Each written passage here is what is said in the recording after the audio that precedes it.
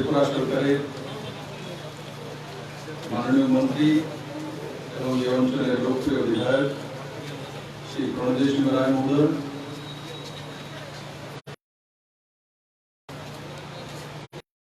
জামাতিয়া মহোদয়, এই জামজুরির এই মাটিতে জন্ম মাতাবাড়ি বিধায়ক শ্রী বিপ্লব ঘোষ মহোদয়,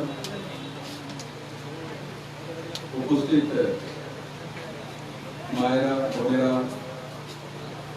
ত্রিপুরা সরকারের সমস্ত আধিকারিক, মিডিয়ার বন্ধুরা,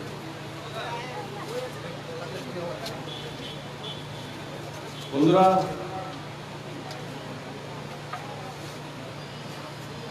সেটা জামজুরি যেখানে আমার জন্ম হয়েছে। অনেকদিন আমি আপনাদেরকে দেখলাম, এখানে হয়তো বা অনেকে মনে হতে পারে যে আমার খেয়াল নেই বা ভুলে গেছি, তেমন নয়। আমি এক একটা মানুষের চেহারা দেখে বলতে পারি কি হয়তো বা এখন একটু বড় হয়ে গেছে, যদি বাবার নাম জিজ্ঞাসা করলে বুঝি ওনার ছেলে, ওনার মেয়ে।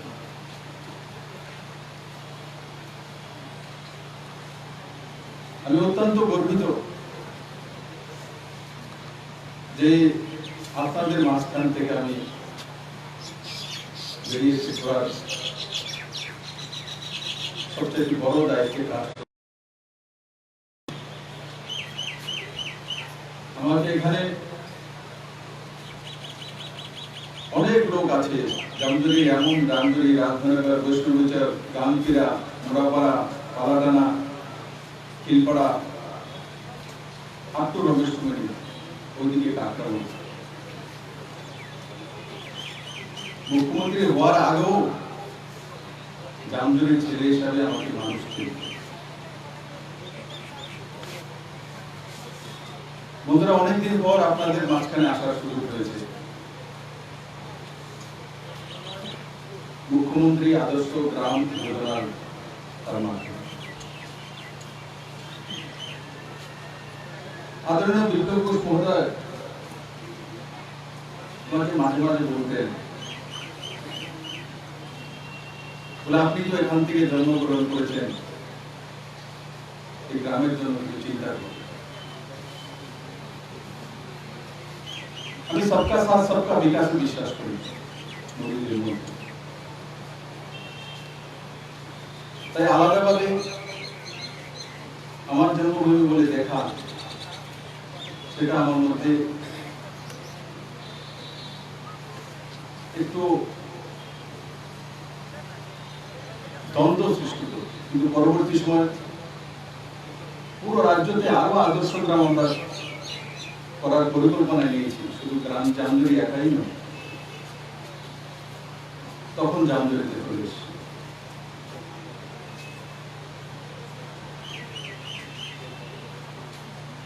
আর জামজুরির অধিকার রয়েছে আমার উপর, সেই অধিকারগুলো দিতেই হবে।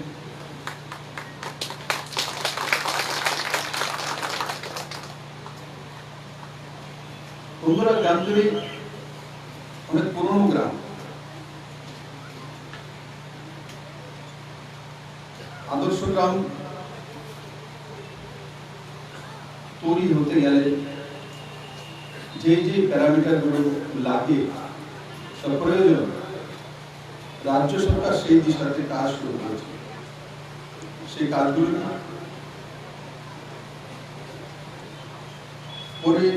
পরিকাঠামোগত উন্নয়ন, জলসেচের সম্প্রসারণ, কৃষি ও কৃষকের উন্নতি, শিক্ষার উন্নয়ন, স্বাস্থ্য পানীয় জলের সুযোগ, মৎস্য পশুপালন, উদ্যান চাষের মাধ্যমে আয় বৃদ্ধি, স্বনির্ভরতার ক্ষেত্রে দক্ষতা বৃদ্ধি করা, কৌশল বিকাশ, পরিচ্ছন্নতা ও স্বচ্ছন্দতা, সরকারের বিভিন্ন প্রকল্পের সুযোগ গ্রহণ, যেমন স্বাস্থ্য, কৃষি, সমাজ কল্যাণ, খাদ্য, গ্রাম উন্নয়ন, পশুপালন, মৎস্য চাষ, বাণিজ্য দপ্তর ইত্যাদি, ব্যাংকের মাধ্যমে সহজে ঋণ প্রদান, স্বাবলম্বী করে তোলা, কেন্দ্রীয় প্রকল্পের সঠিক রূপায়ণ।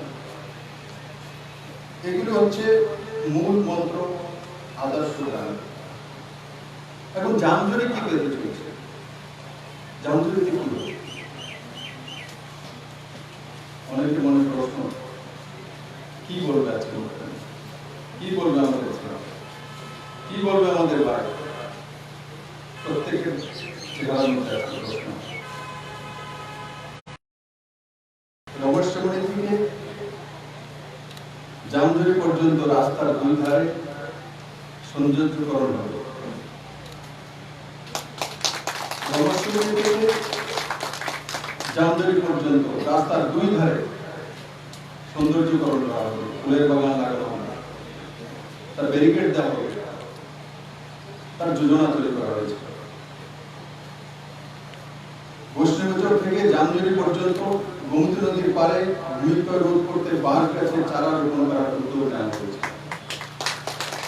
2020-21 অর্থ বছরে 10.21 কিলোমিটার পাকা পিচের রাস্তার ধাপে ধাপে সংস্কার করার উদ্যোগ নেওয়া হয়েছে। রমেশমণি থেকে জামজুরি পর্যন্ত রাস্তার প্রশস্তীকরণ, ডাবল লেন করার বিষয়ে পূর্ত দপ্তরের সমীক্ষার কাজ শুরু হয়েছে। বর্তমানে 5টি লিফট ইরিগেশন চালু থাকলেও আরো 2টি অতিরিক্ত পাম্প সেটের প্রয়োজনীয়তা রয়েছে। নতুন একটি ডিপ টিউবওয়েলের প্রয়োজনীয়তা বিষয়টি প্রশাসনের নজরে এসেছে। সেচের সুবিধার জন্য খিলপাড়া এবং জামজুরি ছড়া সংস্কারের প্রয়োজনীয়তা রয়েছে। জল সম্পদ দপ্তর এই বিষয়ে প্রয়োজনীয় সমীক্ষা চলছে। পানীয় জল ও স্বাস্থ্য বিধান দপ্তর জামজুরিতে একটি নতুন ওয়াটার ট্রিটমেন্ট প্ল্যান্ট স্থাপনের উদ্যোগ নিয়েছে। জায়গা চিহ্নিত করবে এবং 2020-21 অর্থ বছরে তা সম্পন্ন হবে। হর্টিকালচার দপ্তর 2টি গ্রিন হাউস কাল্টিভেশন সাফল্যের সাথে সম্পন্ন করেছে, আরো 2টির জন্য দপ্তর উদ্যোগ নেবে। জামজুরিতে সারা বছরই ভালো ফসল উৎপন্ন হয়। আলু, ফুল এবং ফলের মধ্যে আম, কলা, তরমুজের ফসল হয়, সেদিকে দপ্তর নজর দেবে। উৎপাদনের পাশাপাশি বাজারজাত করার দিকেও নজর দেওয়া হয়েছে, যাতে কৃষক উৎপাদিত ফসলের ন্যায্য দাম পেতে পারে। মৌমাছি পালনের একটি প্রকল্প হর্টিকালচার দপ্তর জেলা প্রশাসনের কাছে পাঠানো হয়েছে। জামজুরিতে বর্তমানে যে হেলথ সাব সেন্টার রয়েছে সেটি বাঁশের তৈরি। পঞ্চায়েতের পক্ষ থেকে নতুন জায়গা স্বাস্থ্য দপ্তরকে দেওয়া হয়েছে। দপ্তর নতুন সাব সেন্টার নির্মাণের জন্য পদক্ষেপ নেবে। জামজুরিতে উচ্চতর মাধ্যমিক বিদ্যালয়ের বর্তমান অবস্থা খতিয়ে দেখতে জেলা প্রশাসনের পূর্ত দপ্তরে জানিয়েছে, যাতে সংস্কারের জন্য প্রয়োজনীয় ব্যবস্থা করা হয়। আর আমি আজকে এখান থেকে ঘোষণা করছি, জামজুরি স্কুলকে নতুন ভাবে তৈরি করা হবে। তার জন্য 5.5 কোটি টাকা থেকে 6 কোটি টাকা নতুন বিল্ডিং নির্মাণ করে দেওয়া হবে। আর তার সঙ্গে সঙ্গে বিদ্যালয়ের মাঠে স্পোর্টস গ্যালারি নির্মাণের জন্য শিক্ষা দপ্তর ত্রিপুরা ক্রিকেট অ্যাসোসিয়েশনের মাধ্যমে আলোচনা করার উদ্যোগ নিয়েছে। স্টেডিয়ামও হবে আর নতুন স্কুল বিল্ডিং সংরক্ষিত করে দেওয়া হবে। জামজুরি গাঁওসভায় প্রায় প্রত্যেক বাড়িতেই বিদ্যুতের সংযোগ রয়েছে। মৎস্য চাষের জন্য জলাশয় খনন এবং প্রজনন এবং সে সমস্ত জলাশয় রয়েছে তাদের পুনরায় কম্পোজিট ফার্মিং এর সাথে যুক্ত করা হবে। একই সাথে যাতে মৎস্য চাষ, হাঁস পালন, জলসেচ, সৌন্দর্যকরণ, হ্যাচারি চালুর মাধ্যমে রোজগার সুযোগ সৃষ্টি করা যায় সে বিষয়ে নজর দেওয়া হবে।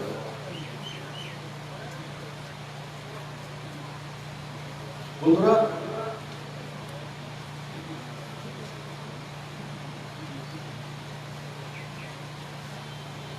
জামজুরি এক সাইডে এবং মাতাবাড়ি সহ মুরাপাড়া সহ যে সুসাগর জলা রয়েছে সেটা আমাদের বড় রোজগার হতে পারে। আমি আগেও কাকরামানে দুর্গাপূজার সময় বলেছিলাম, সরকার উদ্যোগ নিয়েছে, আপনাদের সহযোগিতা চাই। পুরো সুসাগর জলাকে সরকারি খরচাতে আমরা মৎস্য চাষের জন্য আদর্শ অঞ্চল হিসাবে তৈরি করতে চাই।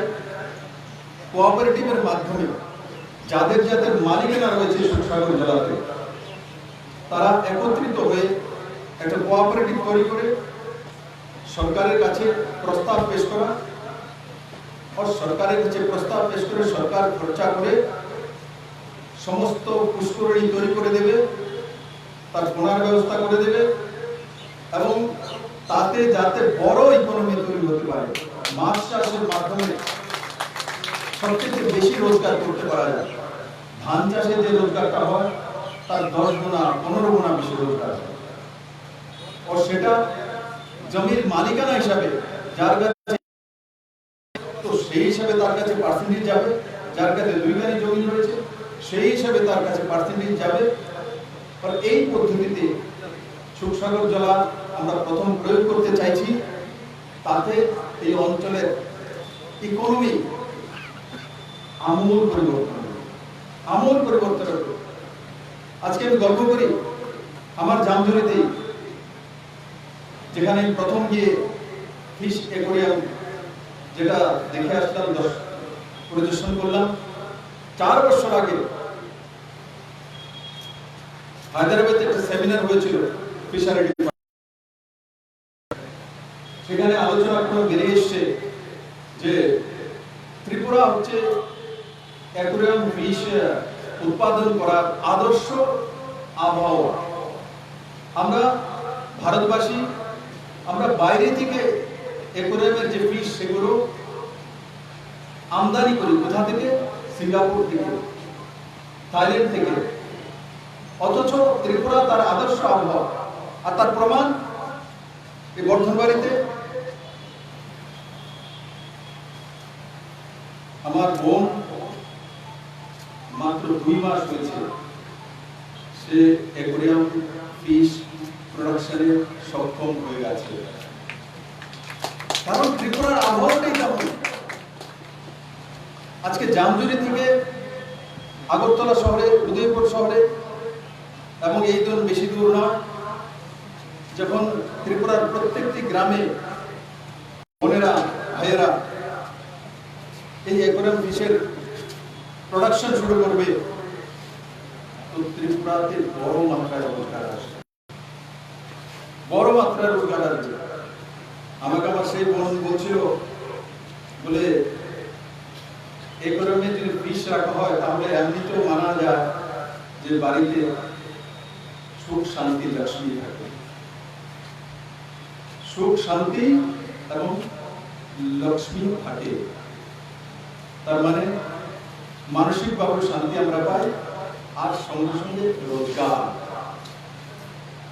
রোজগার ত্রিপুরা হাব হতে পারে অ্যাকোয়ারিয়ামে। সিঙ্গাপুর থেকে আনার কি দরকার? থাইল্যান্ডে যাওয়ার কি দরকার? এখান থেকে আমরা পুরো ভারতবর্ষে রপ্তানি করতে পারি। 4 বছর আগে যে স্বপ্নটা আমি দেখেছিলাম, ফিশারের দিনকে বলেছিলাম, আজকে আমি আমার জন্মভূমিতে সাকার হতে দেখলাম, অত্যন্ত আনন্দ হয়েছি। আর তার সঙ্গে সঙ্গে একটা পরিবর্তন ত্রিপুরা, বিরাট পরিবর্তন। হয়তো আপনারা অনেকে বোঝেন বা অনেকে অনুভব করতে পারছেন না। কি পরিবর্তন? আমি সারা ভারতবর্ষ ঘুরেছি, ভারতবর্ষের বাইরে ইউরোপে গিয়েছি। শুধু ত্রিপুরা রাজ্য একটা রাজ্য, আর এক সময় ওয়েস্ট বেঙ্গলে কিছুটা তার আভাস ছিল। মানুষের জন্ম হলে একটা মানসিকতা তৈরি করে দেওয়া হতো যে একটা সরকারি চাকরি পেতে হলে এটাই জীবনের শেষ করে। কিন্তু নর্থ ইস্টের যদি মেঘালয় চলে যায়, মিজোরাম চলে যায়, সিকিমে চলে যায়, অরুণাচলে চলে যায়, নাগাল্যান্ডে চলে যায়, এমনকি আসামে চলে যায়, কারোর মধ্যে এই মানসিকতা নেই। প্রত্যেকের মধ্যে মানসিকতা থাকে স্বনির্ভর হওয়া, আত্মনির্ভর হওয়া। আর পাঞ্জাব, হরিয়ানা, মহারাষ্ট্র, মধ্যপ্রদেশ, গুজরাট, তামিলনাড়ু, সেগুলোর মধ্যে তো মানুষ ছোটবেলা থেকে সেই মানসিকতা তৈরি করে দেয় যে আমরা স্বনির্ভর হব, অন্যকে রোজগার দেব, স্বাভিমানী মানসিকতা তৈরি করা। সেই দিশাতে ত্রিপুরা কাজ করছে। আমাকে বলা হচ্ছিল ওই মনের বাড়িতে মশরুমের চাষ করা হয়, পোল্ট্রিরও চাষ রয়েছে। তো বলছে মশরুম এখানে জামজুরিতে অনেক জায়গাতে রোগ করছে, চাষ হচ্ছে, বেশি হয়ে গেলে দাম পাচ্ছি না। তার জন্য মুখ্যমন্ত্রীর কাছে কি আবেদন, যদি মিড ডে মিলের মধ্যে যদি মশরুম দেওয়া হয় তাহলে এগুলো বিক্রি হতে পারে। এখানে সেক্রেটারি এডুকেশন বসে আছে সোময়া গুপ্তাজি, আমি এখান থেকেই ওনাকে বলবো এই বিষয়টা দেখার জন্য, মিড ডে মিলের মধ্যে যদি আমরা মশরুম দিতে পারি, তার মধ্যে প্রচুর পরিমাণে প্রোটিন রয়েছে, ভিটামিনস রয়েছে। আমার ভাই বোনেরা বিভিন্ন জায়গায় যেভাবে মশরুমের চাষ করছে, তারা যাতে সেটা বাজারজাত করে একটা স্থায়ী কোন জায়গায় বিক্রি করার রাস্তা পেতে পারে, তার ব্যবস্থা করা। বন্ধুরা, এক সময় আমি মশরুম প্রথম দেখেছি দিল্লিতে, ত্রিপুরাতে আমি মশরুম দেখি, আর আজকে আমার গ্রামের মধ্যে মশরুম চাষ হচ্ছে ঘরে ঘরে। এটাকে বলে পরিবর্তন। মানুষ স্বাভিমানী হতে চাইছে, নিজে রোজগার করতে চাইছে, তবেই দেশ পরিবর্তন হয়, তবে রাজ্যের পরিবর্তন হয়। মানুষ যখন নিজে রোজগার করতে পারে তখন গিয়ে রাজ্যের আর্থিক স্থিতির পরিবর্তন হবে। সরকারি চাকরি তো হবে, সেটা একটা ব্যবস্থা, কিন্তু কোন রাজ্য যদি নিজের পায়ে দাঁড়াতে হয়, স্বাভিমানী রাজ্য হতে হয়, স্বনির্ভর রাজ্য হতে হয়, তো নিজেকেও স্বনির্ভর তৈরি করতে হবে, সেই মানসিকতা তৈরি করতে হয়। আজকে সেই মানসিকতা তৈরি করতে হবে। 2.5 বছরের মধ্যে সেই মানসিকতা তো রয়েছে। পরনির্ভরশীলতা থেকে আমরা বেরিয়ে এসেছি, পরশ্রী কাতরতা থেকে বেরিয়ে এসেছি। আজকে কোন নেতার বাড়িতে গিয়ে ভিড় করতে হয় না, আপনি আপ তার রোজগারের ব্যবস্থা রয়েছে। বন্ধুরা, জামজুরিতে কিষাণ সম্মান নিধির মাধ্যমে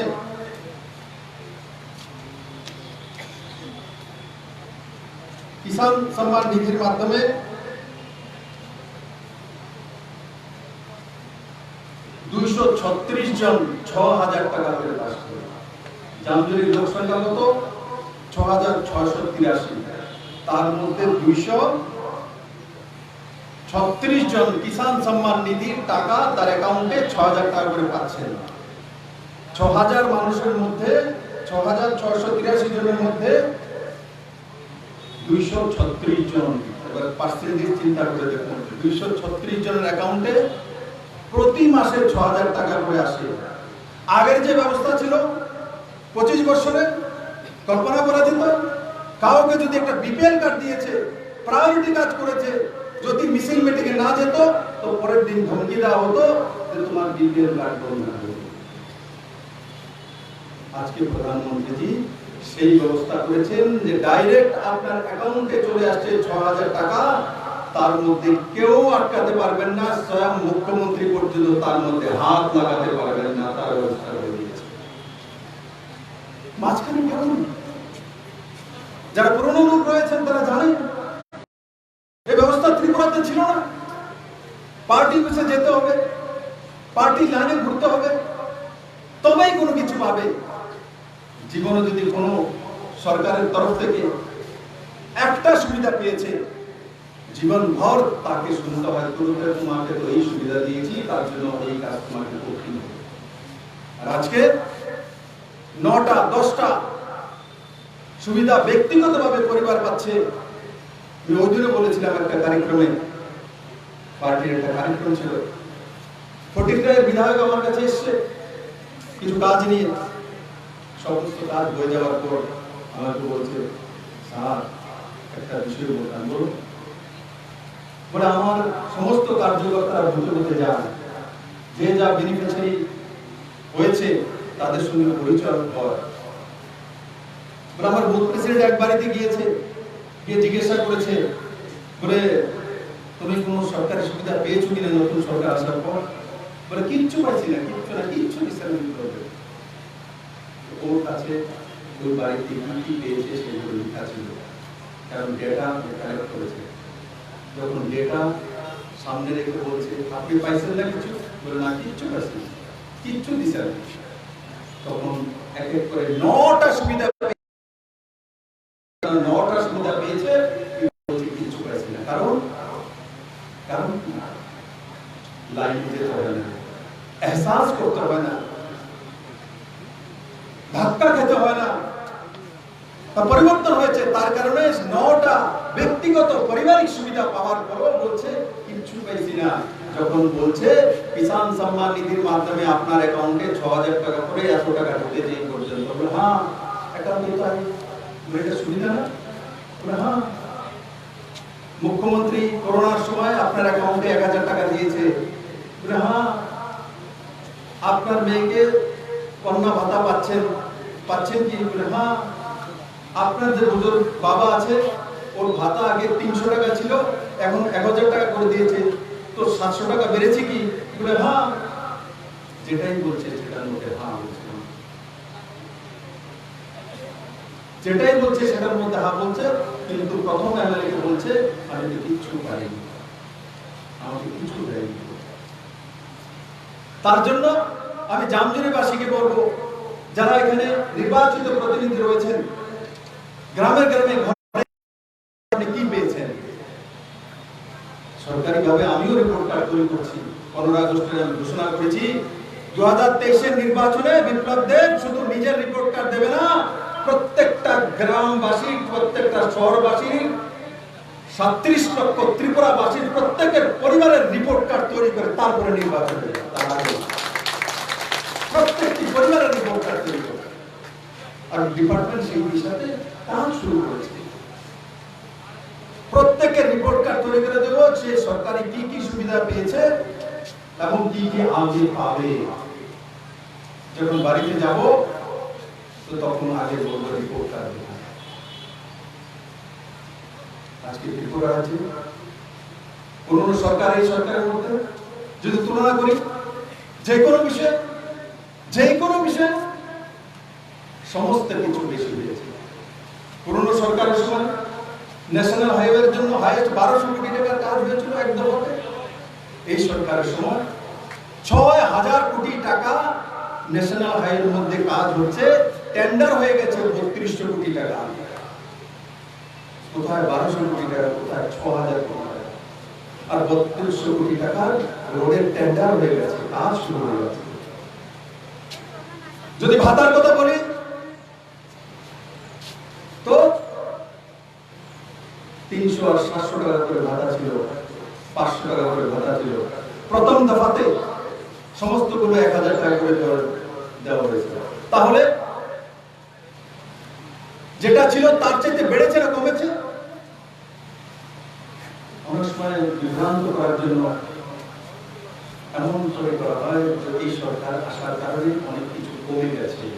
এই সরকার আসার কারণে ত্রিপুরার কোনো ব্যক্তির কোনো লোকসান হয়নি, প্রত্যেকের কোনো না কোনো লাভ হয়েছে। কারোর স্বাভিমান বেড়েছে, আর না হলে কারো আর্থিক উপার্জন বেড়েছে, আর না হলে যেটাই রয়েছে তার চেয়ে এক গুণ হলেও প্রত্যেকের বেড়েছে। ইক্কা দুক্কা হতেই পারে, কিন্তু যারা সরকারি চাকরি করে তাদেরও বেড়েছে। 2.25 ওই সময় দেওয়া হয়েছিল ইনক্রিমেন্ট, আমরা 2.57 উইথ 7 পে স্কেল। যারা বিভ্রান্ত করার জন্য বলেন যে বিপ্লব দেব তো 7 সিপিসি স্কেল দিয়েছে, তো দিচ্ছে না, অ্যামাউন্ট তো দিচ্ছে না, 13% বাকি। আমি তাদেরকে এই মঞ্চ থেকে প্রশ্ন করি, বিপ্লব দেব দিতে পারছে না, দেয়নি, আপনারা দিতে পারবেন? 10,000 বছরে, 10 দিন না, 10,000 বছরে পারবেন? আছে কোনো রাস্তা, আছে কোনো পরিকল্পনা? যদি দিতে পারে তো নরেন্দ্র ভাই মোদি দিতে পারে, যদি দিতে পারে তো ভারতীয় জনতা পার্টি আর রাজনৈতিক সরকার দিতে পারে, অন্য কেউ দিতে পারবে না। ভাতাকে 2000 করার দায়িত্ব আমরা নিয়েছি, আমরাই করতে পারবো। কোন পার্টি, কোন দল, কোন সরকার ত্রিপুরাতে কোনদিন পারবে না, বিভ্রান্ত করতে পারবে। পাইছেননি, দিছেনি,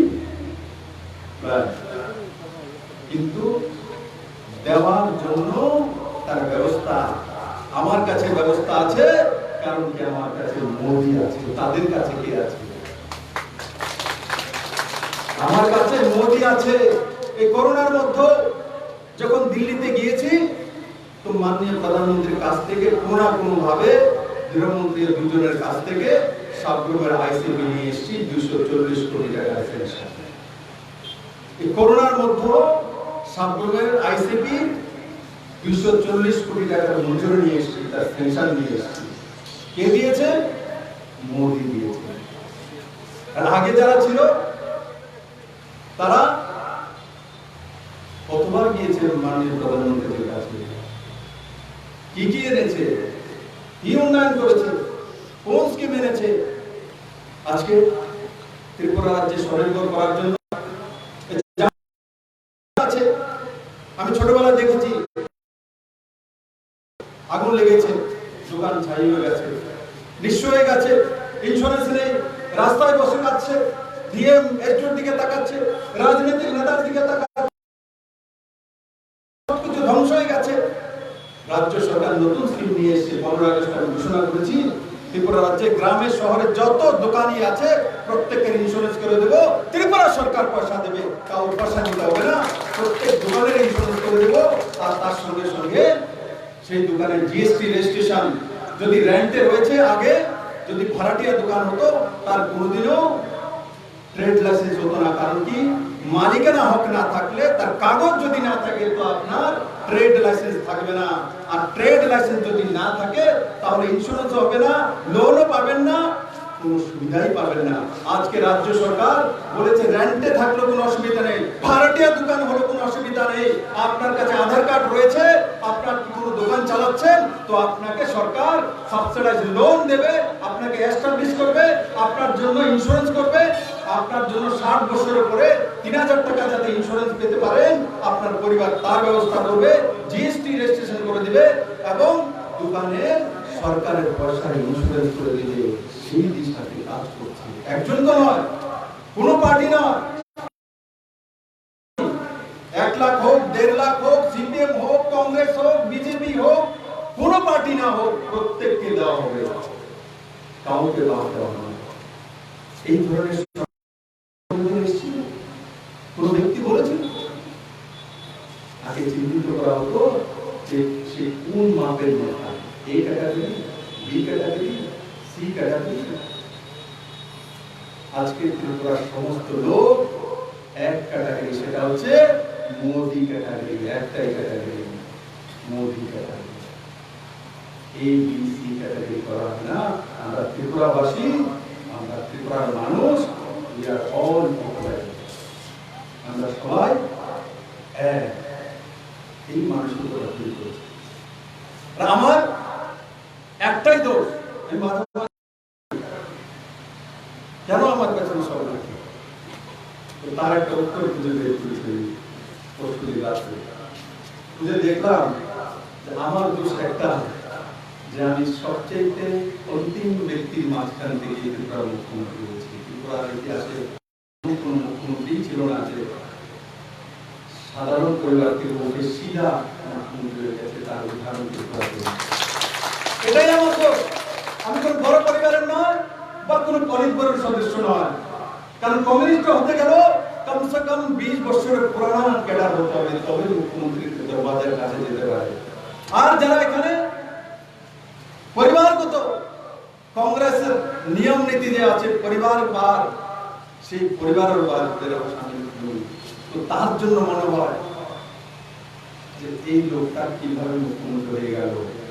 পরিবার বা থাকাকালীন ও পরিবারের নিয়মকালীন মাঝখানে কোথা থেকে আসলো? এ আসতে পারে শুধু মোদির দলে আসতে পারে, মোদির মন্ত্রে আসতে পারে। আর গ্রাম থেকে কোন পরিবারের সাধারণ ব্যক্তি যদি মুখ্যমন্ত্রী হতে পারে, সেটা ভারতীয় জনতা পার্টিতে হতে পারে, মোদির মন্ত্রী হতে পারে। আমি একা হইনি, ভারতবর্ষে নরেন্দ্র মোদী আমার মতো অনেক সাধারণ মানুষকে নিচে থেকে তুলে মুখ্যমন্ত্রী বানিয়েছেন। আগের যে পরম্পরা ছিল, যারা 65 বছর লাগাতার রাজ করেছে, তাদের পরম্পরা ছিল ওই গান্ধী ফ্যামিলি একদিকে থাকবে, আর এরাই রাজ করবে। নিচেও কোনো পরিবার থাকবে, তার পরিবারের ডুবি রাজ করবে। আর যেটা 25 বছর লাগাতার ত্রিপুরাকে রাজ করেছে, তাদের কি ছিল? তাদের ছিল ক্যাডার হতে হবে, ক্যাডার হতে হবে, ক্যাডার পুরনো হতে হবে, তারপর স্টেট কমিটির মেম্বার হতে হবে, সেন্ট্রাল কমিটির মেম্বার হতে হবে, সেক্রেটারি হতে হবে, তবেই গিয়ে হতে পারবে। তাছাড়া কোনো রাস্তা নেই। শুধু রাস্তা আছে মোদির কাছে। গরিবের জন্য যদি কোনো রাস্তা ভারতবর্ষের তৈরি করেছে তো নরেন্দ্র ভাই মোদি করেছে। মনরেগার কাজ করি তো কারোর কাছে যেতে হয় না, আপনার অ্যাকাউন্টে আপনি টাকা চলে আসে, কারোর কাছে গিয়ে ধর্ণা দিতে হয় না। মনরেগার কাজ, তার পয়সা আপনার কাছে চলে আসে। আগে কি ছিল? আগে কি ছিল? রেশনের দোকানে আমিও জামজুরি থেকে রেশনের চাল উঠাতাম, লাইনে দাঁড়িয়ে থাকতে হতো, কার্ড হতো, অনেক সময় বকা দিয়ে দিত, অনেক সময় দিয়ে দিত। সিপিএম কংগ্রেস পার্টিও দেখতো কোন কে এসে, তার কোনো নাই চিনি নাই দেখা কইলো, বলতাম চিনি তো আসলে না, তো লেগে না যায়, কিছু করার নাই। আর আজকে কোন রেশনের দোকান যদি বলে চিনি নাই, তো বলবো তোমার দিক থেকে নেবো না, আমি অন্যটা থেকে নিয়ে নেবো। ওয়ান কার্ড ওয়ান নেশন করে দিয়েছেন নরেন্দ্র ভাই মোদী। ত্রিপুরা তো লাগু হয়ে গেছে। যদি জামজুরিতে না দেয় তো খিলপাড়া থেকে নিতে পারবে, খিলপাড়া নয় চেন্নাই থেকে নিতে পারবে, কাউকে আটকাতে পারবে না। অনলাইনের মাধ্যমে ব্যবস্থা, ট্রান্সপারেন্ট ব্যবস্থা, সবচেয়ে গরিব ইপিডিএস সিস্টেম যারা বিপিএল রয়েছে তাদের কি লাভ করেছে? একবার চোখ বুঝে কল্পনা করে দেখুন, আজ থেকে 5 বছর আগের ব্যবস্থা কি ছিল। এখন আপনাকে আটকাতে পারবে? বিধানসভাতে মাঝে মাঝে আমাকে গপ্প শোনা বিরোধী পার্টির কিছু নেতা, আরে আপনি যে ইপিডিএস সিস্টেম তৈরি করে দিয়েছেন, তার জন্য তো গরিবরা, জনজাতিরা সেটা রেশনটা তুলতে পারবে না। আমি কেন? বলে এরা কুড়ুল দিয়ে কাজ করে, কোদাল দিয়ে কাজ করে, হাতের নিশান যেগুলা গেলে তারপরে কিভাবে গিয়ে তার ফিঙ্গারপ্রিন্ট মিলবে, আর ফিঙ্গারপ্রিন্ট না মিললে দেবে না। আমি বলছি আপনাকে কে বলেছে? ফিঙ্গারপ্রিন্ট না মিললেও দেবে, রেটিনা মিল হয়ে গেলে দেওয়া যাবে, তারপরেও আধার কার্ড দিয়ে গেলেও দেবে, তার ব্যবস্থা রয়েছে। তবে কেন পুরনো ব্যবস্থা রাখতে চাইছিল? কারণ পুরনো ব্যবস্থা চুরি করা যায়। 63,000 রেশন কার্ড ভুয়ো ছিল ত্রিপুরা রাজ্যের মধ্যে। ইপিডিএস সিস্টেম করার পর এই 63,000 কার্ড আমরা কেটে দিয়েছি, যেগুলো কে খেত? তার চাল ডাল চিনি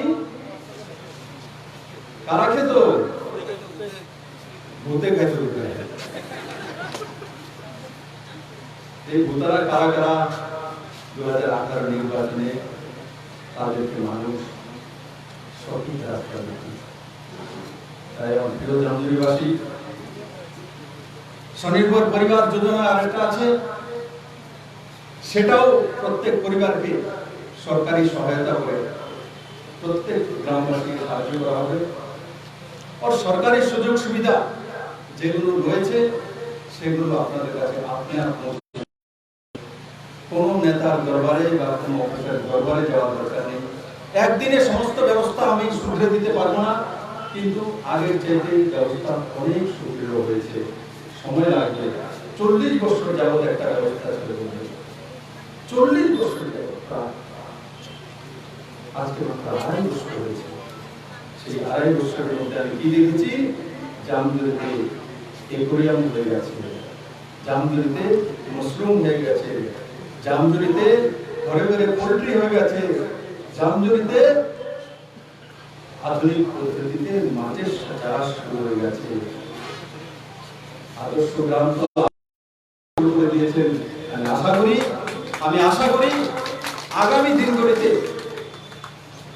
দিনগুলিতে খুব কম সময়ে আদর্শ গ্রামের যে প্যারামিটারগুলি আমি বললাম, সমস্ত প্যারামিটারগুলি জামজুরিতে লাগু করা হবে এবং জামজুরি গ্রামকে দেখার জন্য অন্যান্য প্রান্ত থেকে লোক আসবে, জামজুরিকেও দেখবে আর জামজুরির মানুষকেও দেখবে।